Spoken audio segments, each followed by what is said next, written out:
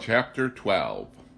How Danny's friends assisted the pirate to keep a vow, and how, as a reward for merit, the pirate's dogs saw a holy vision. Every afternoon the pirate pushed his empty wheelbarrow up the hill and into Danny's yard.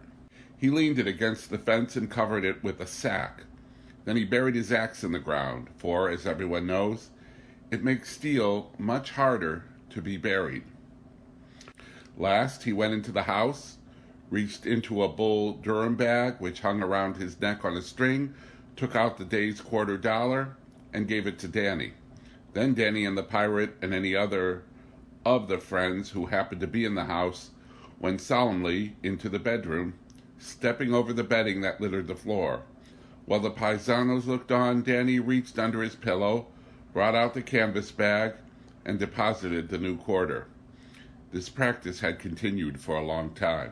The bag of money had become the symbolic center of the friendship, the point of trust about which the fraternity revolved. They were proud of the money, proud that they had never tampered with it. About the guardianship of the pirates' money there had grown a structure of self-respect and not a little complacency. It is a fine thing for a man to be trusted. This money had long ceased, in the minds of the friends, to be currency. It is true that for a time they had dreamed of how much wine it would buy, but after a while they lost the conception of it as legal tender. The hoard was aimed at a gold candlestick, and this potential candlestick was the property of San Francisco de Assisi. It is far worse to defraud a saint than it is to take liberties with the law. One evening, by that quick and accurate telegraph no one understands, news came in that a Coast Guard cutter had gone on the rocks near Carmel. Big Joe Portage was away on business of his own, but Danny and Pablo and Pilon and Jesus Maria and the pirate and his dogs joyfully started over the ridge. For if there was anything they loved, it was to pick up usable articles on the beach. This they thought the most exciting thing in the world. Although they arrived a little late, they made up for lost time. All night the friends scurried about the beach, and they accumulated a gold pile of flotsam, a 5-pound can of butter, several cases of canned goods, a water-soaked bow ditch, 2 pea jackets, a water barrel from a lifeboat, and a machine gun. When daylight came, they had a goodly pile under guard.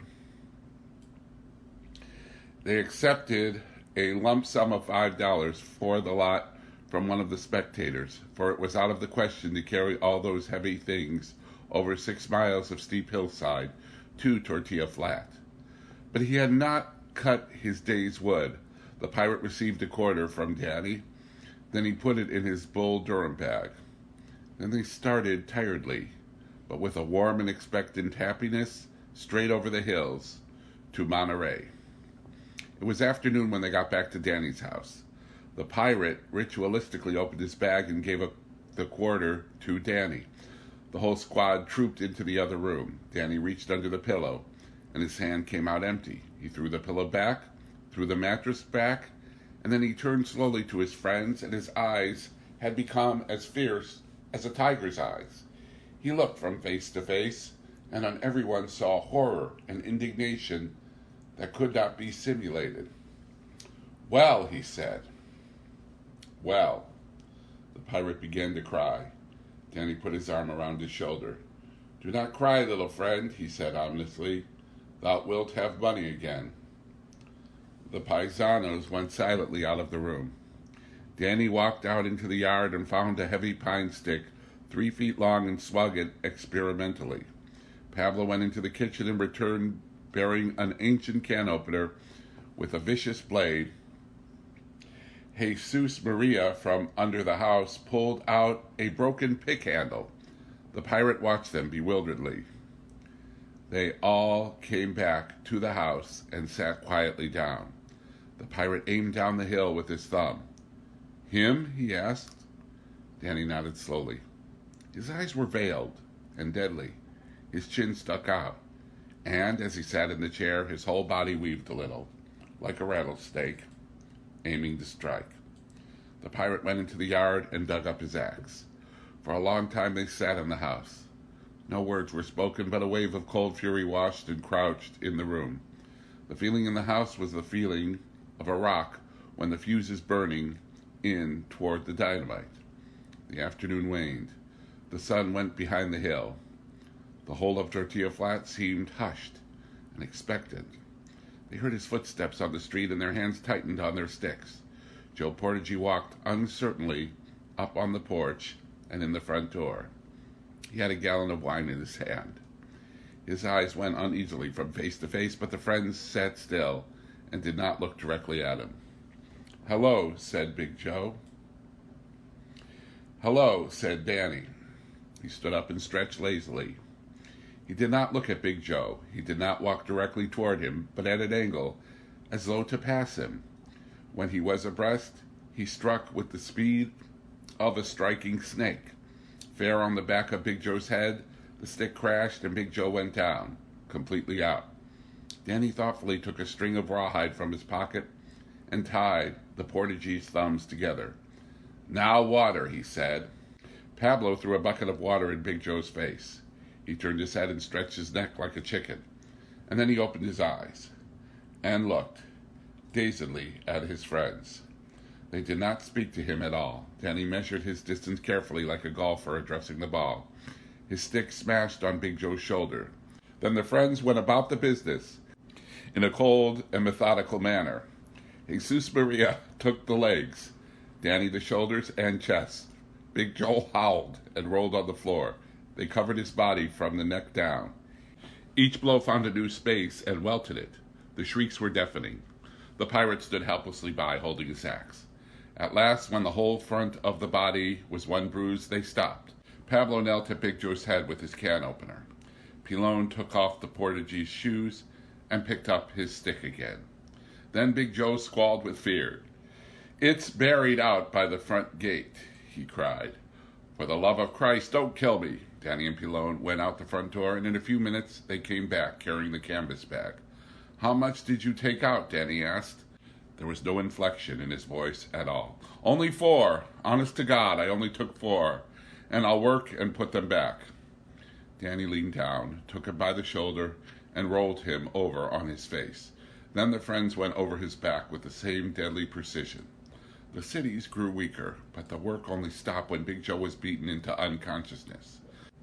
Then Pilon tore off the blue shirt and exposed the pulpy raw back. With a can opener, he cross-hatched the skin so deftly that a little blood ran from each line. Pablo brought the salt to him and helped him to rub it all over the torn back. At last, Danny threw a blanket over the unconscious man. "I think he will be honest now," said Danny. "We should count the money," Pilon observed. "We have not counted it for a long time." They opened Big Joe's gallon of wine and poured the fruit jars full, for they were tired from their work and their emotions were exhausted. Then they counted the quarters out in piles of 10 and excitedly counted again.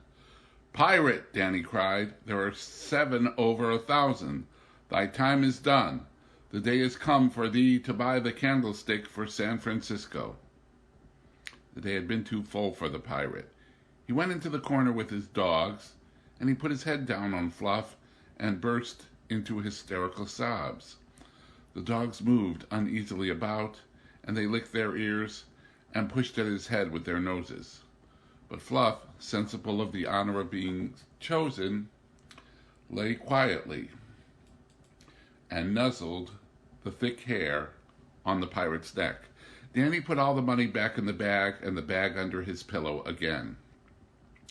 Now Big Joe came to and groaned, for the salt was working into his back. The paisanos paid no attention to him until at least Jesus Maria, that prayed to the humanities, untied Big Joe's thumb and gave him a jar of wine. "Even the enemies of our Savior give him a little comfort," he excused himself.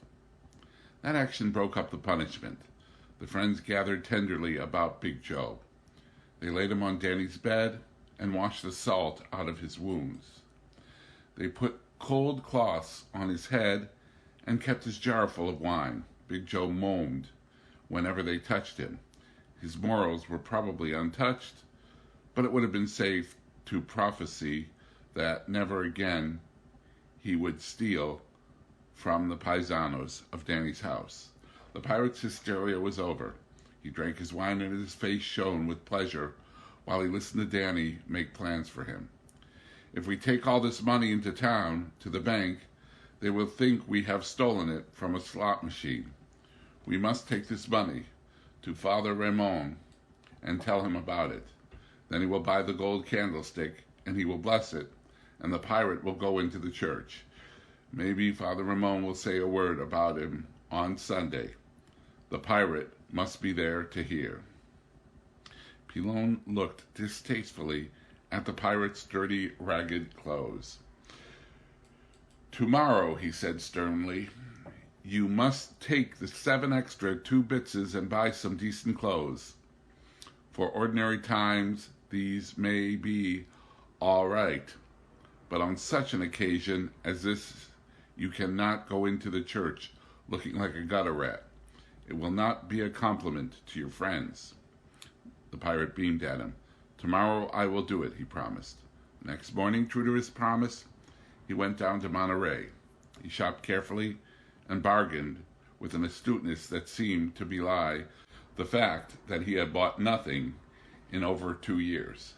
He came back to Danny's house in triumph, bearing a huge silk handkerchief in purple and green and also broad belt studded profusely with colored glass jewels. His friends admired his purchases. But what are you going to wear? Danny asked despairingly. 2 toes are out of your shoes where you cut holes to ease your bunions. You have only ragged overalls and no hat. We will have to lend him clothes, said Jesus Maria. I have a coat and a vest. Pilon has his father's good hat. You, Danny, have a shirt, and Big Joe has those fine blue pants. But then we can't go, Pilon protested. It's not our candlestick, said Jesus Maria. Father Ramon is not likely to say anything nice about us. That afternoon, they convoyed the treasure to the priest's house. He listened to the story of the sick dog, and his eyes softened. And then, Father, said the pirate, there was that good little dog, and his nose was dry, and his eyes were like the glass of bottles out of the sea. And he groaned because he hurt inside. And then, Father, I promised the gold candlestick of 1,000 days to San Francisco. He is really my patron, Father. And then there was a miracle, for that dog wagged his tail 3 times, and right away he started to get well. It was a miracle from San Francisco, Father, wasn't it?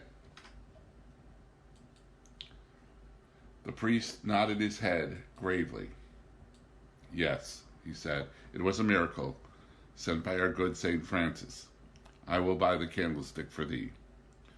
The pirate was very glad, for it is no little thing to have one's prayer answered with a true miracle. If it were noised about, the pirate would have a higher station on Tortilla Flat. Already, his friends looked at him with new respect. They thought no more of his intelligence than they had before, but they knew now that his meager wits were supplemented with all the power of heaven and all the strength of the saints. They walked back up to Danny's house, and the dogs walked behind them. The pirate felt that he had been washed in a golden fluid of beatitude. Little chills and fevers of pleasure chased one another through his body. The paisanos were glad they had guarded his money, for even they took a little holiness from the act. Pilon was relieved that he had not stolen the money in the first place. What terrible things might have happened if he had taken the 2 bitses belonging to a saint. All the friends were as subdued as though they were in church. The $5 from the salvage had lain like fire in Danny's pocket, but now he knew what to do with it. He and Pilon went to the market and bought 7 pounds of hamburger and a bag of onions and bread and a big paper of candy. Pablo and Jesus Maria went to Torelli's for 2 gallons of wine. and not a drop did they drink on the way home either.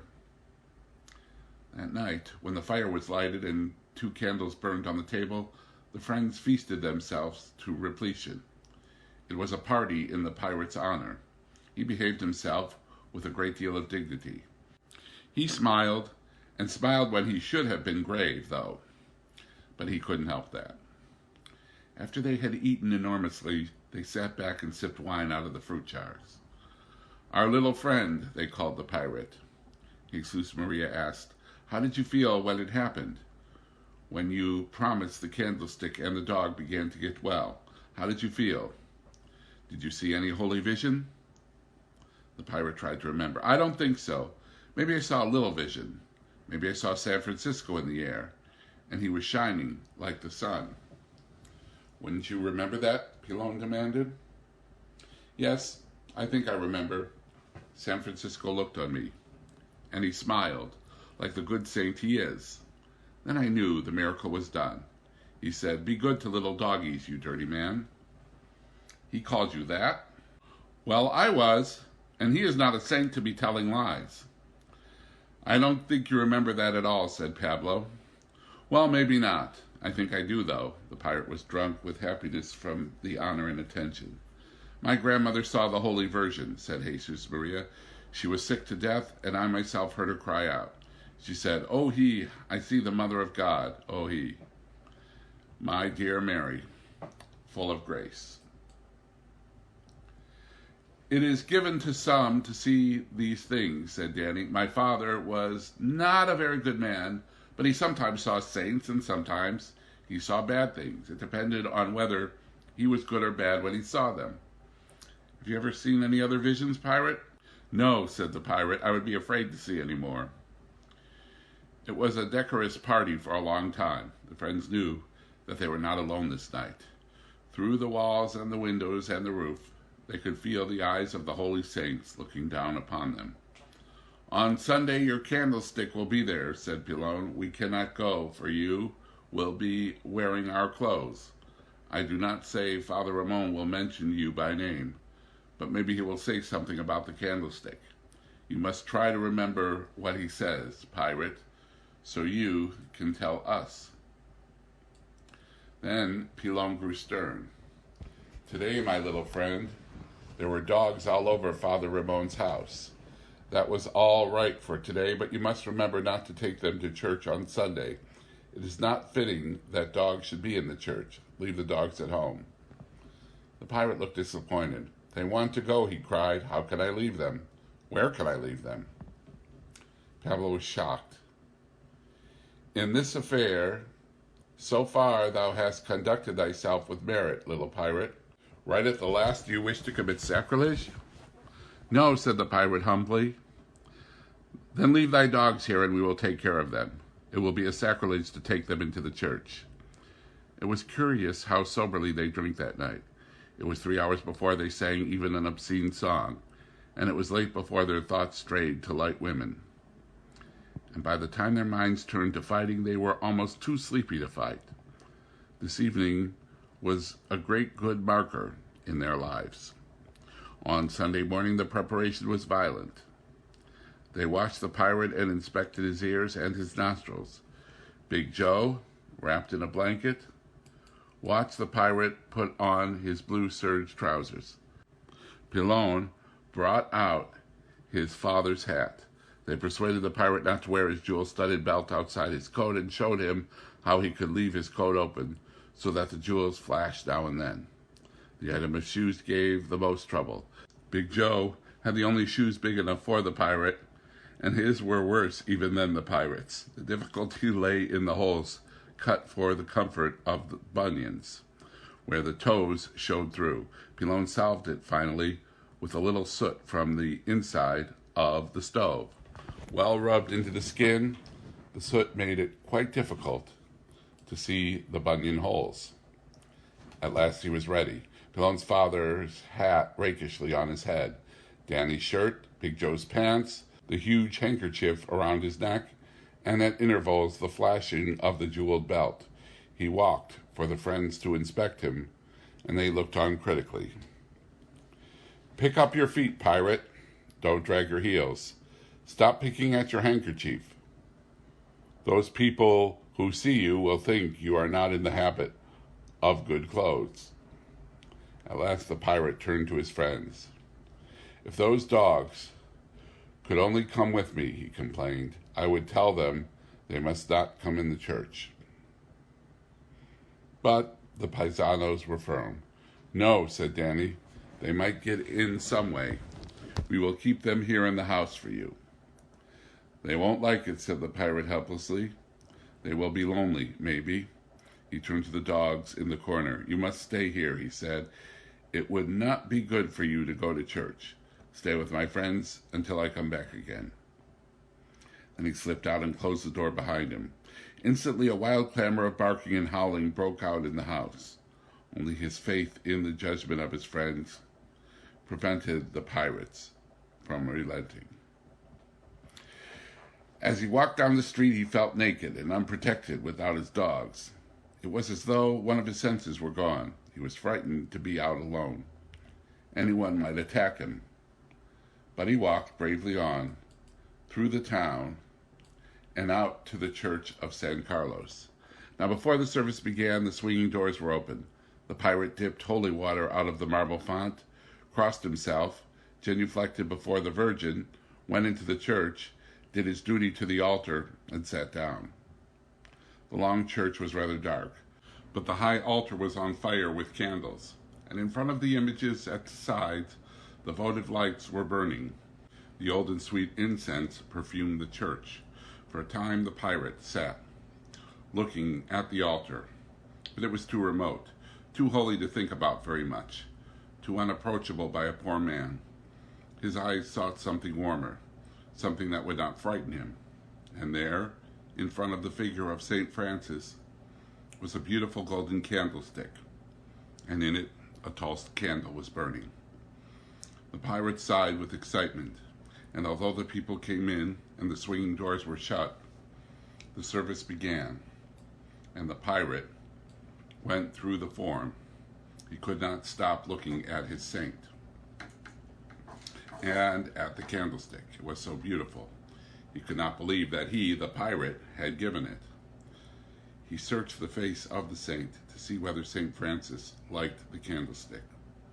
He was sure the image smiled a little now and then, the recurring smile of one who thinks of unpleasant things. At last the sermon began. There is a new beauty in the church, Father Ramon said. One of the children of the church has given a golden candlestick to the glory of St. Francis.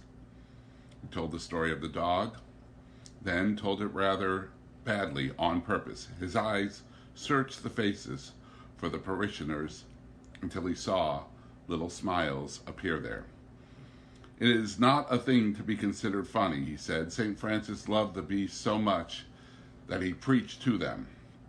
Then Father Ramon told the story of the bad wolf of Gubbio, and he told of the wild turtle doves and of the sister larks. The pirate looked at him in wonder as the sermon went on. Suddenly a rushing sound came from the door. A furious barking and scratching broke out. The doors swung wildly, and in rushed Fluff and Rudolph, Enrique, Pajarito, and Senor Alec Thompson. They raised their noses and then darted in a struggling squad to the pirate. They leaped upon him with little cries and whinings. They swarmed over him. The priest stopped talking and looked sternly down toward the commotion. The pirate looked back helplessly in agony. So it was in vain, and the sacrilege was committed. Then Father Ramon laughed, and the congregation laughed. Take the dogs outside, he said. Let them wait until we are through. The pirate, with embarrassed, apologetic gestures, conducted his dogs outside. It is wrong, he said to them. I am angry with you. Oh, I am ashamed of you. The dogs cringed to the ground and whined piteously. I know what you did, said the pirate. You bit my friends. You broke a window, and you came. Now stay here and wait. Oh, wicked dogs. Oh, dogs of sacrilege. He left them stricken with grief and repentance, and went back into the church. The people, still laughing, turned and looked at him until he sank into his seat and tried to efface himself. "Do not be ashamed," Father Ramon said. "It is no sin to be loved by your dogs, and no sin to love them. See how St. Francis loved the beast." And he told more stories of that good saint. The embarrassment left the pirate. His lips moved. "Oh," he thought, "if the dogs could only hear this. They would be glad if they could know all this." When the sermon was over, his ears still rang with the stories. Automatically, he followed the ritual. But he did not hear the service. And when it was over, he rushed for the door. He was first out of the church. The dogs still sat in difficult, crowded about him. "Come," he cried, "I have some things to tell you." He started at a trot up the hill toward the pine forest, and the dogs galloped and bounced about him. He came at last to the shelter of the woods, and still he went on, until he found a long aisle among the pines, where the branches met overhead, where the tree trunks were near together. For a moment he looked helplessly about. "I want it to be the way it was," he said. "If only you could have been there and heard the Father say it." He laid one big stone on top of another. "Now, here is the image," he told the dogs. He stuck a little stick in the ground. "Right here is the candlestick with a candle in it." It was dusky in the glade, and the air was sweet with pine resin. The trees whispered softly in the breeze. The pirate said with authority, "Now, Enrique, you sit here. And you, Rudolph, here. I want Fluff here because he is the littlest. Pajarito, thou great fool, sit here and make no trouble. Senor Alec Thompson, you may not lie down." And he arranged them in 2 rows, 2 in the front line and 3 in the back. "I want to tell you how it was," he said. "You are forgiven for breaking into the church. Father Ramon said it was no sacrilege at this time. Now, attention. I have things to tell." The dogs sat in their places and watched him earnestly. Senor Alex Thompson flapped his tail until the pirate turned to him. "Here is no place for that," he said. "St. Francis would not mind, but I do not like you to wag your tail while you listen. Now I am going to tell you about St. Francis." That day his memory was inspired. The sun found interstices in the foliage and threw brilliant patterns on the pine needle carpet. The dogs sat patiently, their eyes on the pirate's lips. He told everything the priest had told, all the stories, all the observations. Hardly a word was out of its place. When he was done, he regarded the dogs solemnly. "St. Francis did all that?" he said. The trees hushed their whispering. The forest was silent and enchanted. Suddenly, there was a tiny sound behind the pirate. All the dogs looked up. The pirate was afraid to turn his head. A long moment passed. And then the moment was over. The dogs lowered their eyes. The treetops stirred to life again, and the sunlight patterns moved bewilderingly. The pirate was so happy that his heart pained him. "Did you see him?" he cried. "Was it San Francisco? Oh, what good dogs you must be to see a vision." The dogs leaped up at his tone. Their mouths opened and their tails threshed joyfully. Chapter 13. How Danny's friends threw themselves to the aid of a distressed lady. Senora Teresina Cortes and her 8 children and her ancient mother lived in a pleasant cottage on the edge of the deep gulch that defines the southern frontier of Tortilla Flat. Teresina was a good figure of a mature woman, nearing 30. Her mother, that ancient, dried, toothless one, relic of the past generation, was nearly 50. It was long since any one had remembered that her name was Angelica. During the week, work was ready to this VIEJO's hand, for it was her duty to feed, punish, cajole, dress, and bed down 7 of the 8 children. Teresina was busy with the 8th, and with making certain preparations for the 9th. On Sunday, however, the VIEJO clad in black satin more ancient even than she, hatted in a grim and durable affair of black straw, on which were fastened 2 true cherries of enamelled plaster, threw duty to the wind and went firmly to church, where she sat as motionless as the saints in their niches. Once a month, in the afternoon, she went to confession.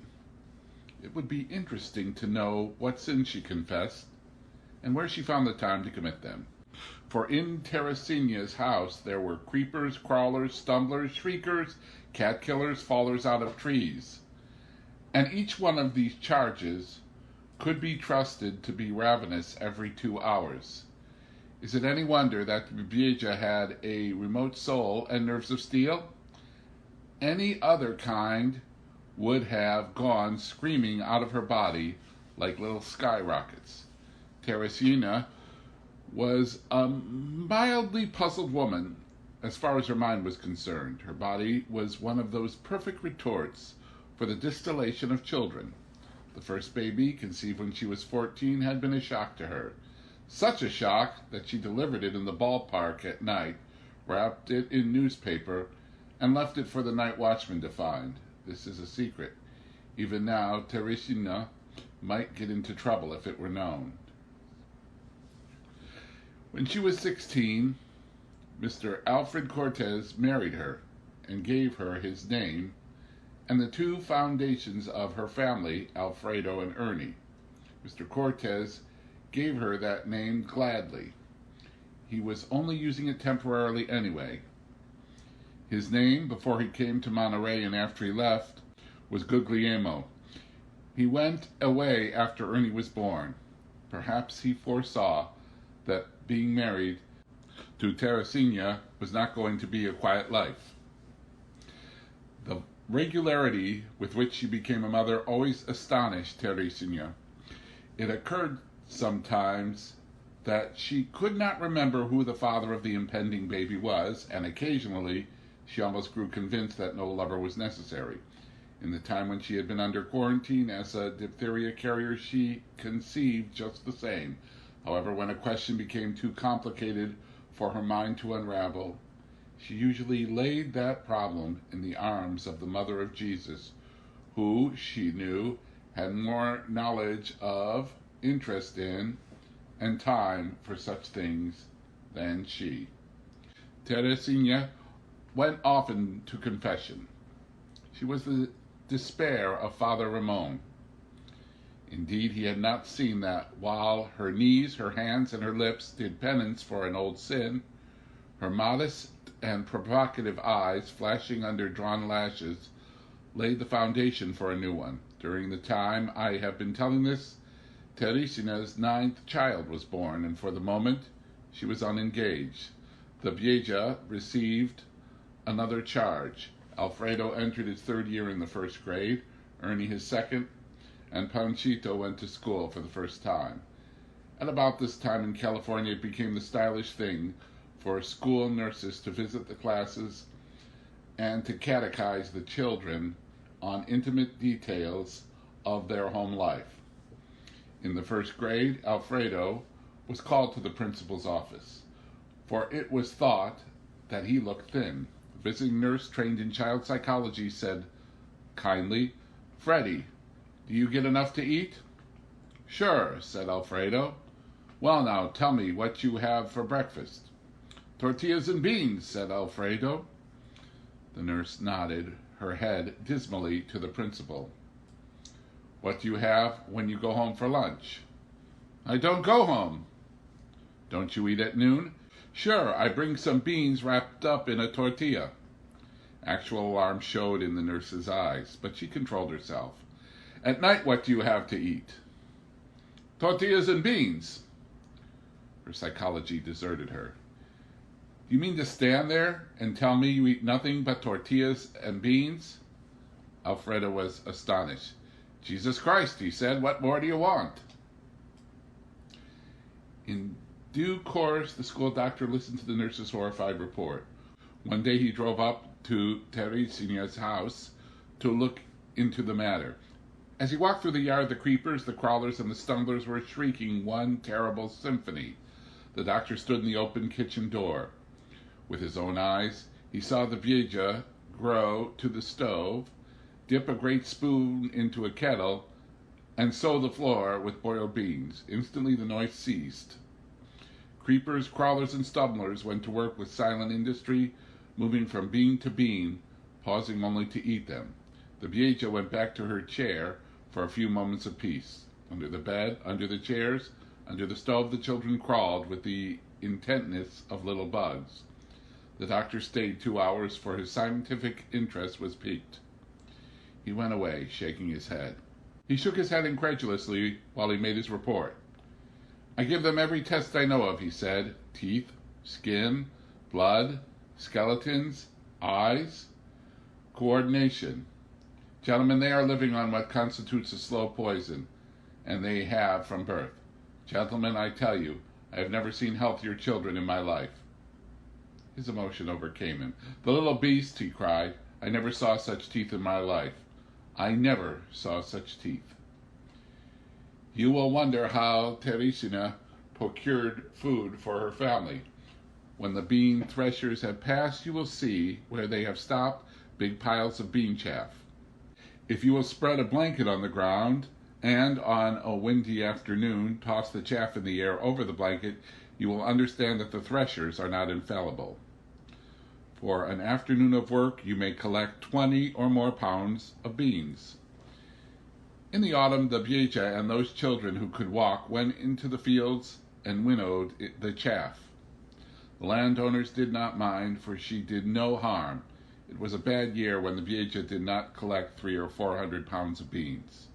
When you have 400 pounds of beans in the house, you have no fear of starvation.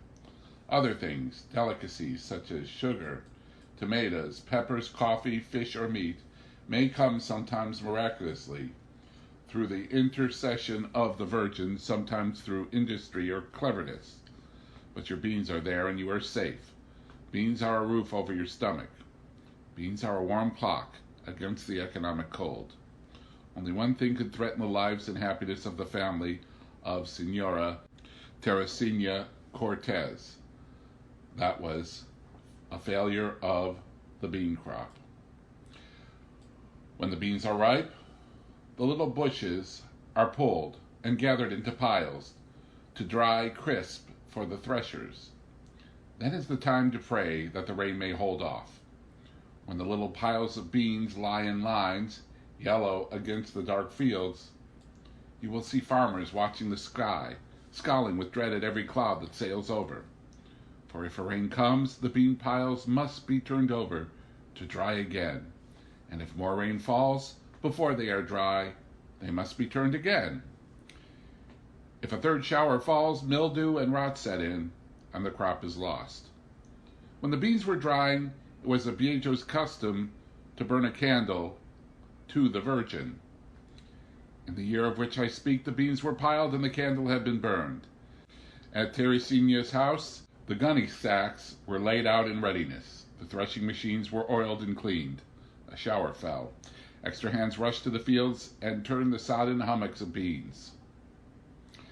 The VIEJO burned another candle. More rain fell. Then the VIEJO bought 2 candles with a little gold piece she had kept for many years.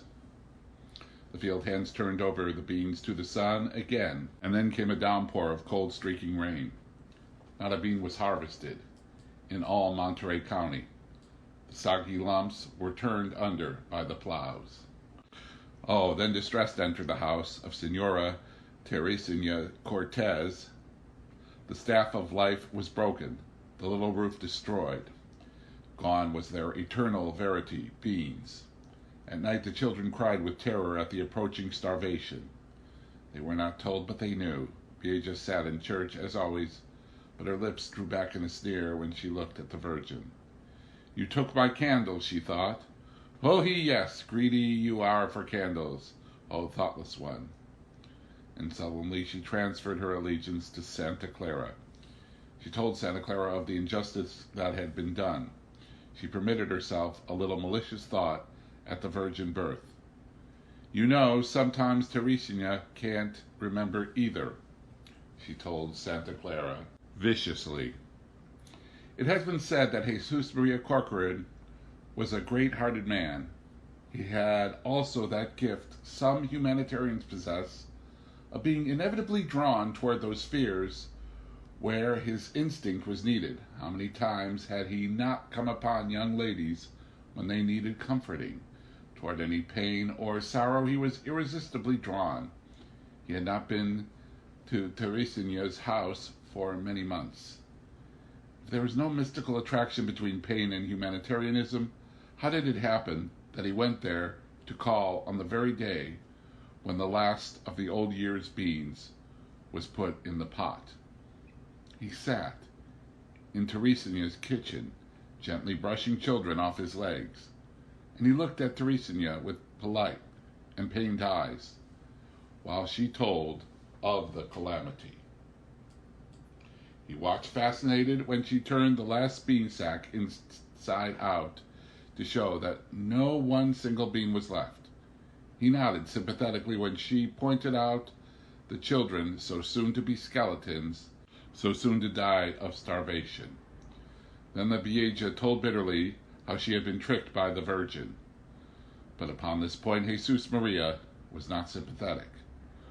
"What do you know, old one?" he said sternly. "Maybe the Blessed Virgin had business someplace else." "But 4 candles I burned," the VIEJO insisted shrilly. Jesus Maria regarded her coldly. "What are 4 candles to her?" he said. "I have seen one church where she had hundreds. She is no miser of candles." But his mind burned with Teresina's trouble. That evening he talked mightily and piteously to the friends at Danny's house. Out of his great heart, he drew a compelling oratory, a passionate plea for those little children who had no beans. And so telling was his speech that the fire in his heart ignited the hearts of his friends. They leaped up, their eyes glowed. "The children shall not starve," they cried. "It shall be our trust." "We live in luxury," Pilon said. "We shall give of our substance," Danny agreed, "and if they needed a house, they can live here." "Tomorrow we shall start," Pablo exclaimed. "No more laziness. To work. There are things to be done." Jesus Maria felt the gratification of a leader with followers. Theirs was no idle boast. Fish they collected. The vegetable patch of the Hotel Del Monte they raided. It was a glorious game.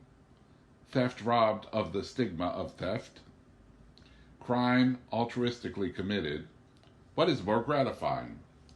The pirate raised the price of kindlings to 30 cents and went to 3 new restaurants every morning. Big Joe stole Mrs. Polichico's goat over and over again, and each time it went home. Now food began to accumulate in the house of Teresina. Boxes of lettuce lay on her porch. Spoiled mackerel filled the neighborhood with a strong odor.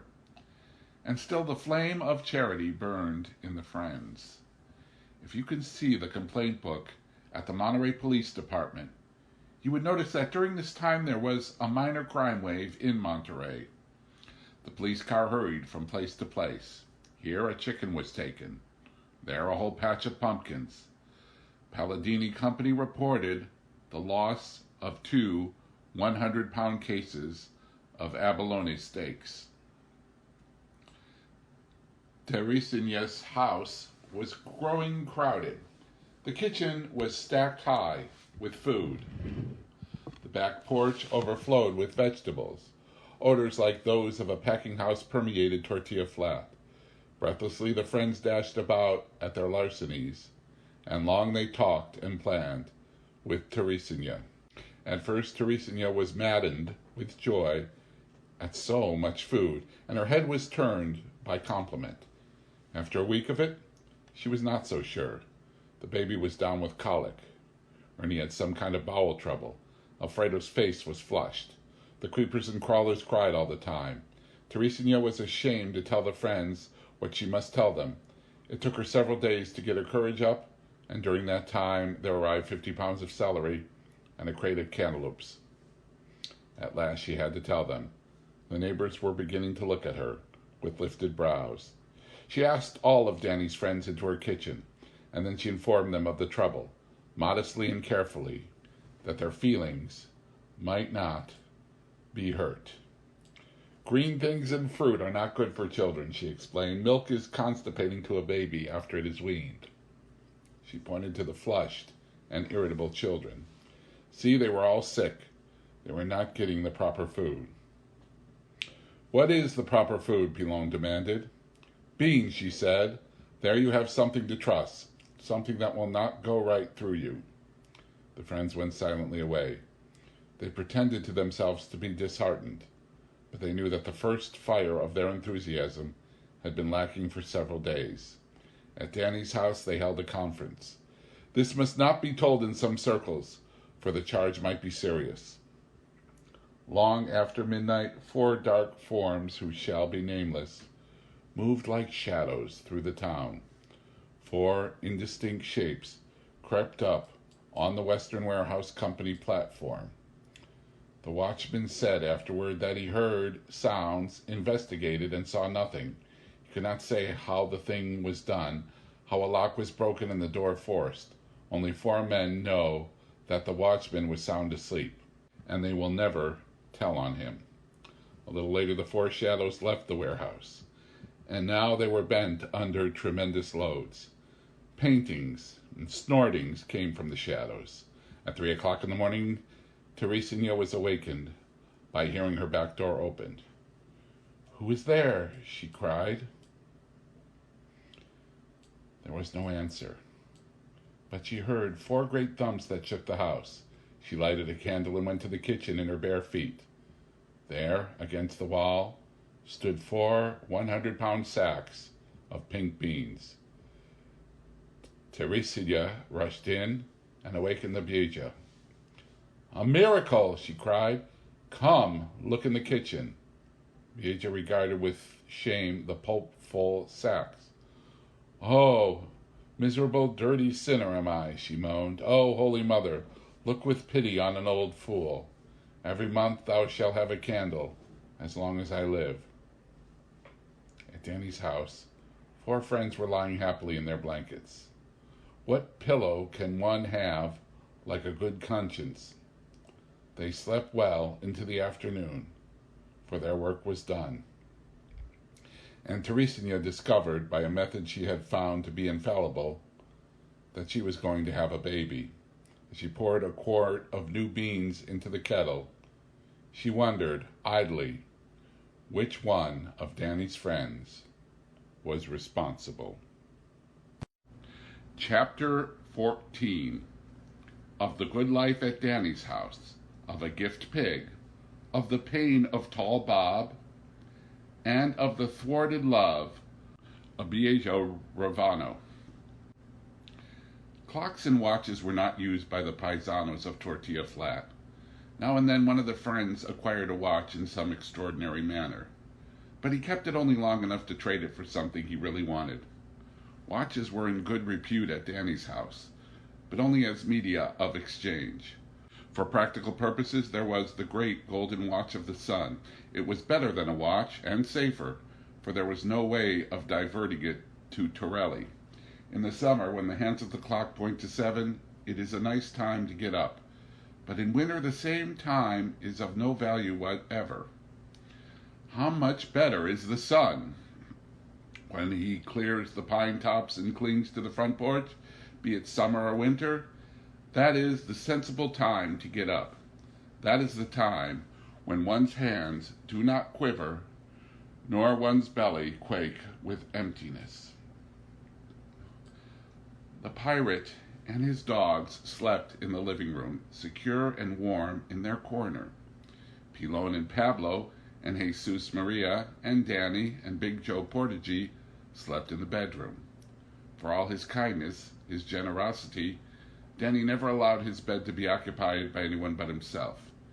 Big Joe tried it twice and was smacked across the soles of the feet with a stick, so that even he learned the inviolable quality of Danny's bed.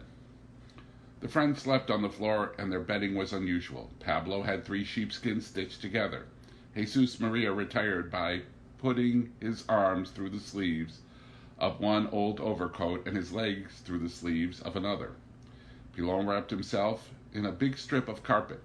Most of the time, Big Joe simply curled up like a dog and slept in his clothes.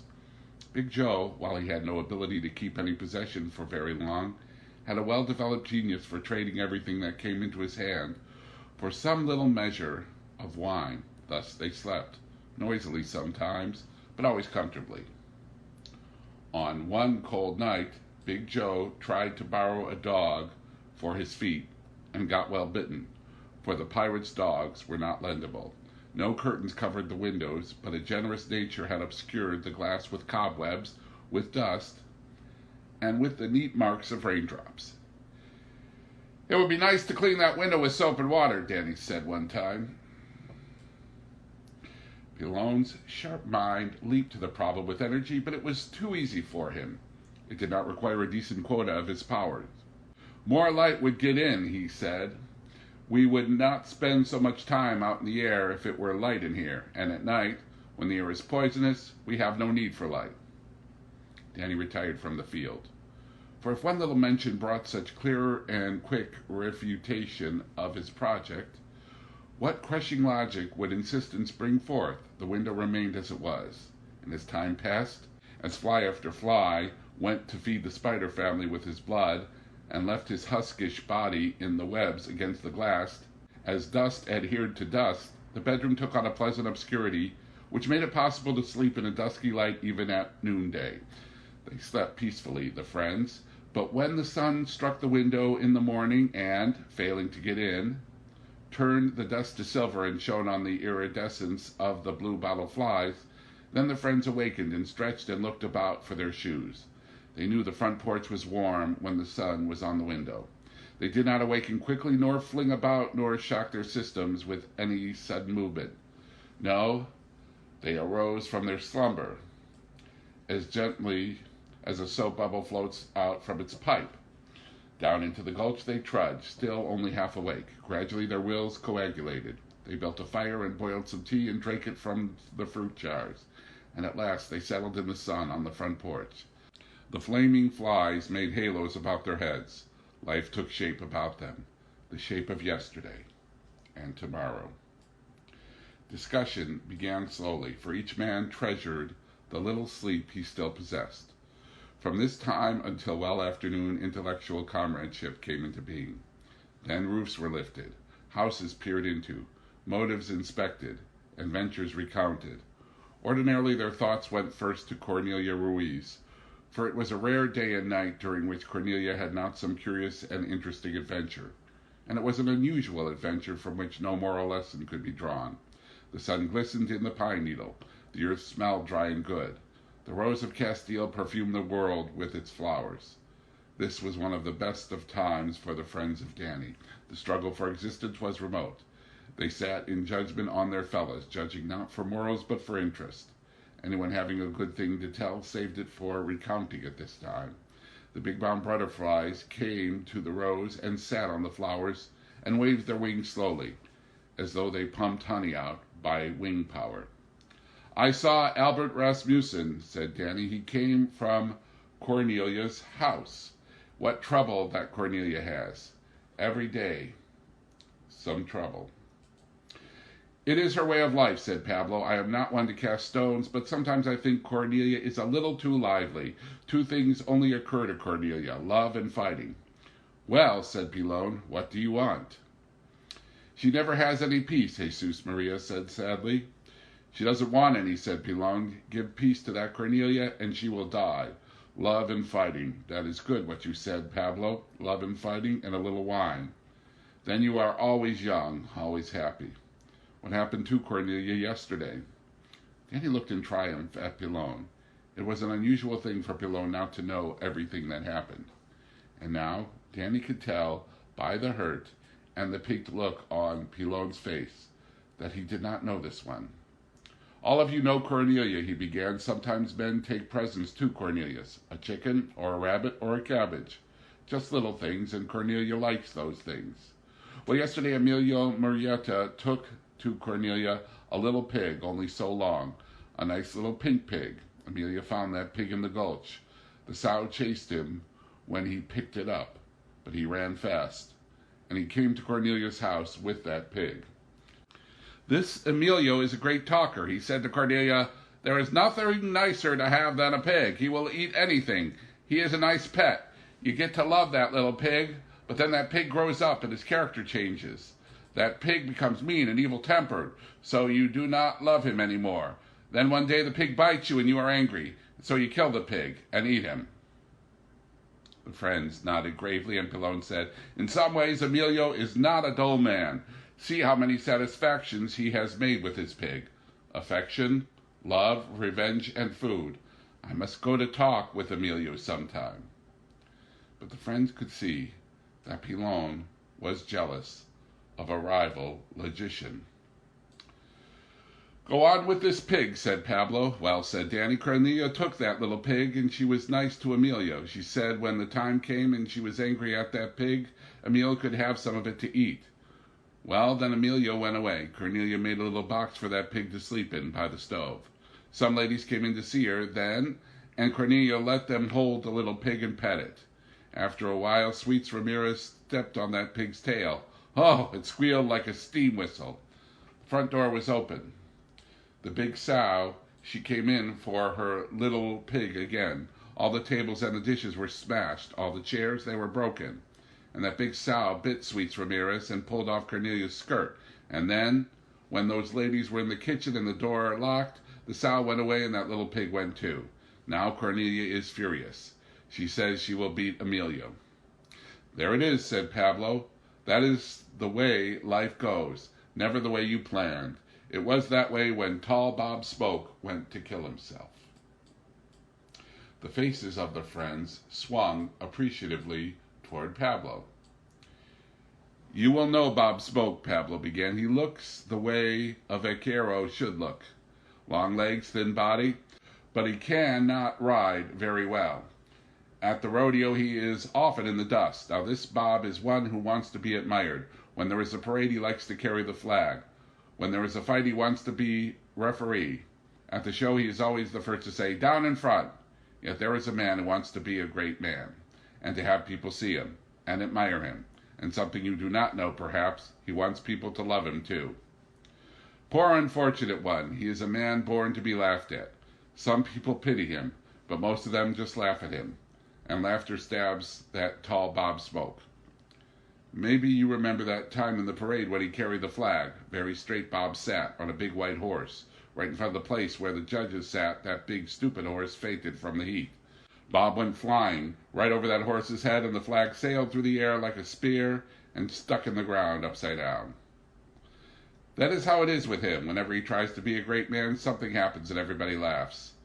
You remember when he was poundmaster, he tried all afternoon to lasso a dog. Everybody in town came to see.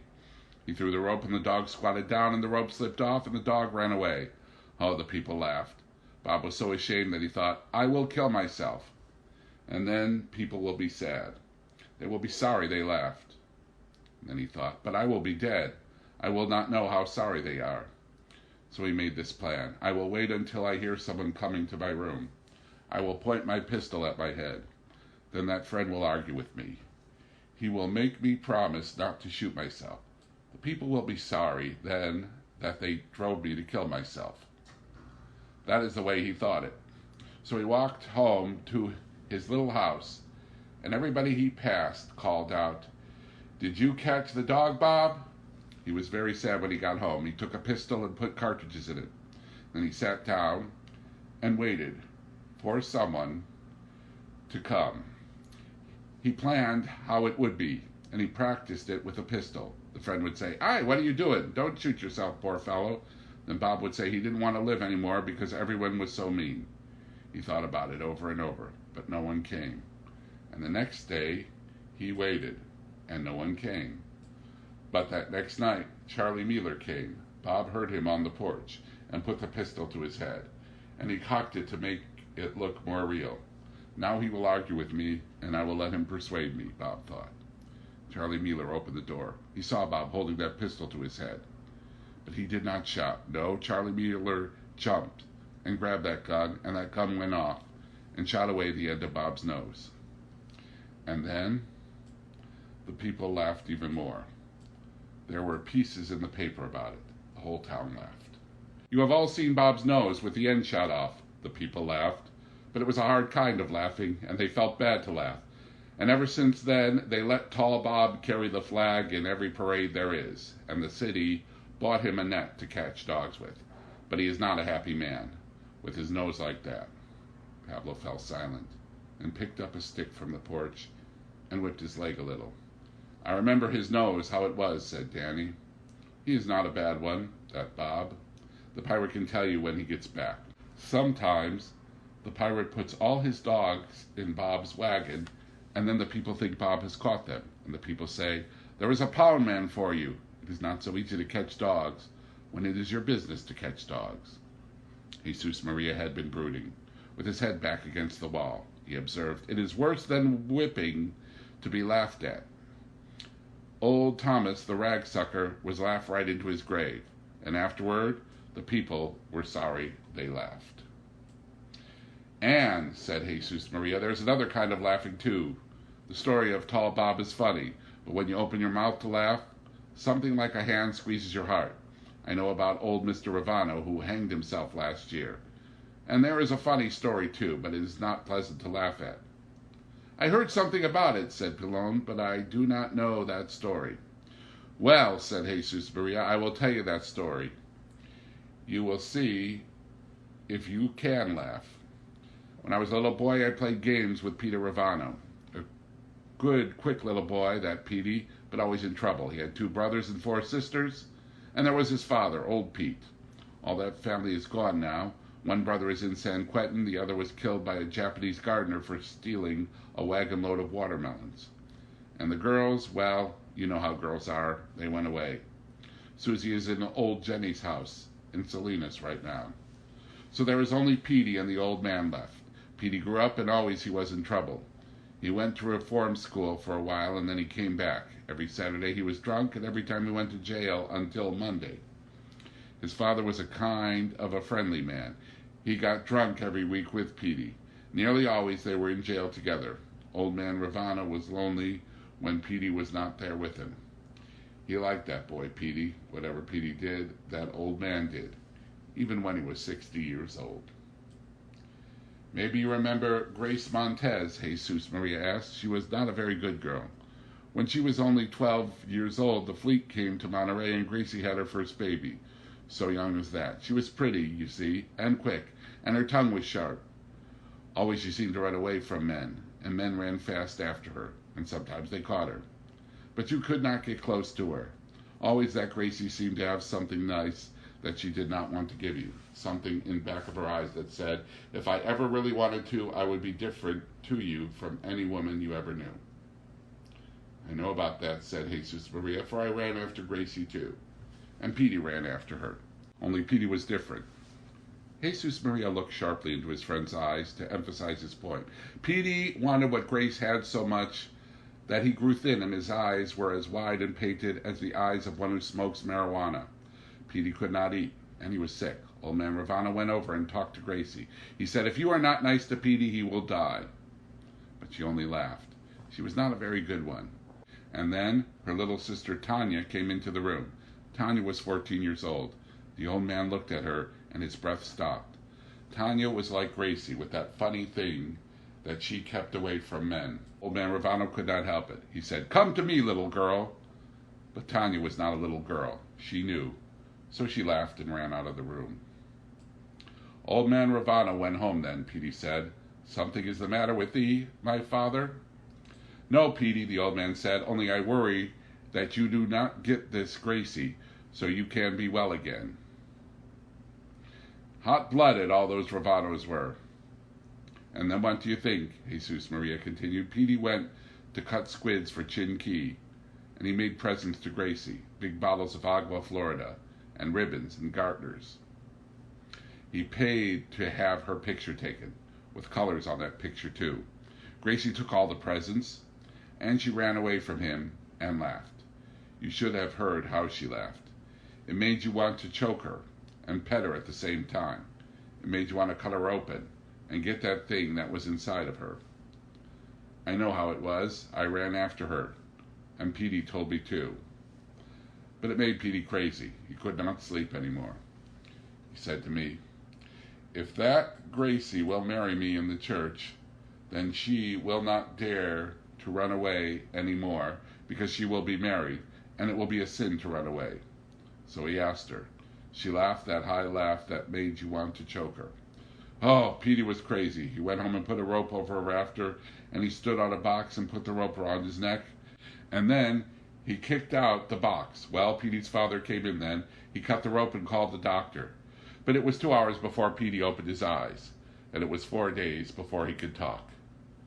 Jesus Maria paused. He saw with pride that his friends were leaning in toward the story. That was the way of it, he said. But Gracie Montez married that Petey Ravano. Pilon cried excitedly. I know her. She's a good woman. She never misses Mass, and she goes once a month to confession. So it is now, Jesus Maria agreed. Old man Ravano was angry.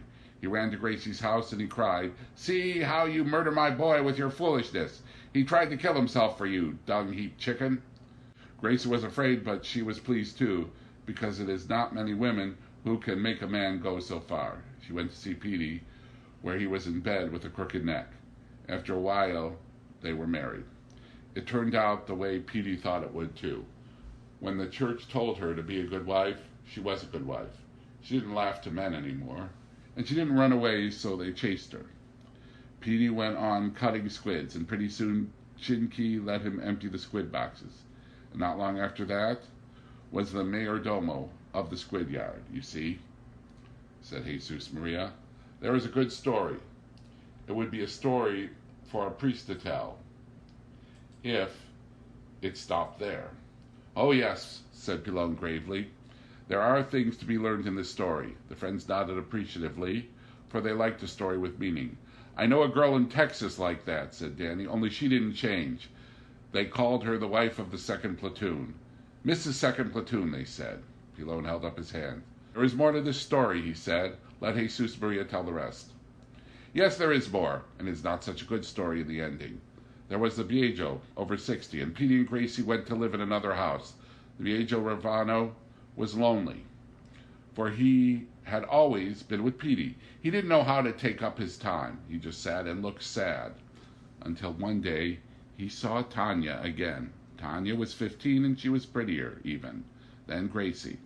Half the soldiers from the Presidio followed her around like little dogs. Now, as it had been with Petey, so it was with the old man. His desire made him ache all over. He could not eat or sleep. His cheeks sunk in, and his eyes stared like the eyes of a marijuana smoker. He carried candy to Tanya, and she grabbed the candy out of his hand and laughed at him. He said, "Come to me, little dear one, for I am thy friend." She laughed again. Then the VIEJO told Petey about it, and Petey laughed too. "You old fool," Petey said. "You've had enough women in your life. Don't run after babies." But it did no good. Old man Ravano grew sick with longing. They are hot-blooded, those Ravanos. He hid in the grass and watched her pass by. His heart ached in his breast. He needed money to buy presents, so he got a job in the standard service station. He raked the gravel and watered the flowers at that station. He put water in the radiators and cleaned the windshield. With every cent, he bought presents for Tanya, candy and ribbons and dresses. He paid to have her picture taken with colors. She only laughed more, and the VIEJO was nearly crazy. So he thought, if marriage in the church made Gracie a good woman, it will make Tanya a good woman too. He asked her to marry him. Then she laughed more than ever. She flung up her skirts to worry him. Oh, she was a devil, that Tanya. He was a fool, said Pilon smugly. Old men should not run after babies. They should sit in the sun. Jesus Maria went on irritably. Those Ravanos are different, he said. So hot-blooded. Well, it was not a decent thing, said Pilon. It was a shame on Petey. Pablo turned to him. Let Jesus Maria go on. It is his story, Pilon, not thine. Sometime we will listen to thee. Jesus Maria looked gratefully to Pablo. I was telling. The VIEJO could not stand it any more, but he was not a man to invent anything. He was not like Pilon. He could not think of anything new. The VIEJO RAVANNO thought like this. Gracie married Petey because he hanged himself. I will hang myself and maybe Tanya will marry me. And then he thought, if no one finds me soon enough, I will be dead. Someone must find me. You must know, said Jesus Maria, at that service station there is a tool house. Early in the morning the VIEJO went down and unlocked the tool house and raked the gravel and watered the flowers before the station opened. The other men came to work at 8 o'clock. So one morning the VIEJO went into the tool house and put up a rope. Then he waited until it was 8 o'clock. He saw the men coming, he put the rope around his neck and stepped off a workbench. And then when he did that, the door of the tool shed blew shut. Broad smiles broke out on the faces of the friends. Sometimes, they thought, life was very, very humorous. Those men did not miss him right away, Jesus Maria went on. They said, he is probably drunk, that old one. It was an hour later when they opened the door of that tool shed. He looked around. The smiles were still on the faces of friends.